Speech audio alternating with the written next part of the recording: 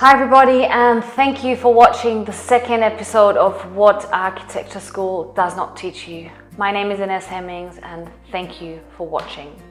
Now, last time I said that each one of us has our very unique magic that we could offer to the world. Now, I believe that we live in an era of revolt, uprising, revolution. It's a great era of potential and transformation, and so much is going on. We're faced with so many challenges such as global warming, new technologies, demographic shifts, and they shape our profession and vice versa. On top of that, I think that architecture has become more multidisciplinary than ever before, which means that the traditional ways of doing architecture might become outdated sooner than we even think.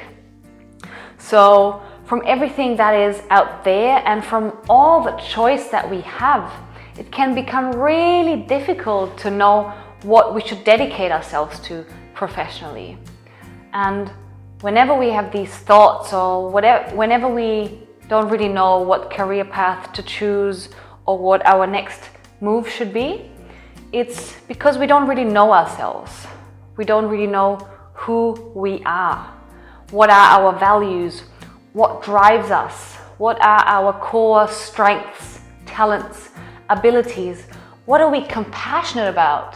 What sparks our attention? And I think this quest for knowing who we are is a lifelong journey, to be honest, and we will never really know who we are, but I think we can get close enough in order to make healthy and authentic choices that feel good to us, that reflect our values, and that give some kind of purpose or meaning to our life. Now, while some of you may believe that knowing who you are is about finding yourself or creating yourself, I really believe it's about remembering who you are. So I really think that each one of us is extremely unique with a very unique path, and sometimes this path is not really clear because of all those layers of social conditioning, self-limiting beliefs, doubts, external validation and expectations. That's basically our ego that is driven by fear and that wants to be in control and seeks validation. But underneath all of that is our core, our heart, our soul, our source that knows exactly what it wants and needs, and it doesn't really care if something is possible or not, but it just goes for it because it sees the world through the eyes of a child. Now, you might remember that as you were small, as you were a child, you would look up into the sky and be like, I want to become an astronaut, I want to become a singer, I want to build houses, I want to be this, and I want to do that. And regarding our core, regarding your core, nothing has really changed. You are still the same. It's just all those self-limiting beliefs and expectations that build up over time. So what we think our families want us to do, what we think society tells us to do, what we think our friends think that we should do, and all those beliefs cloud up our blue skies.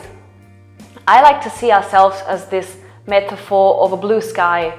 So while we are the blue sky, all those beliefs and the self-sabotage are those clouds. Yeah, and so often we get deceived by those clouds when we actually forget that the blue sky is always above. You know, it's always above.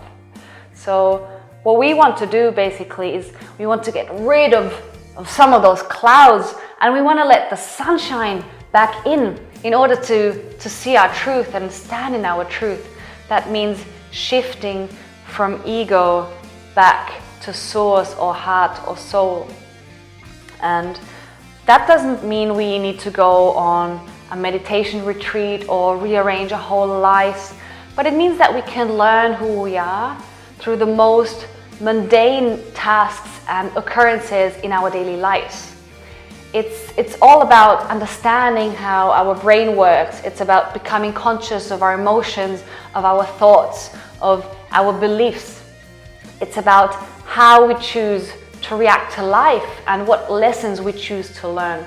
It's about discovering our strengths and abilities, which in turn will give us greater confidence in landing that next job, or creating our own job, or putting together that application that meets the needs of the employer with your skills.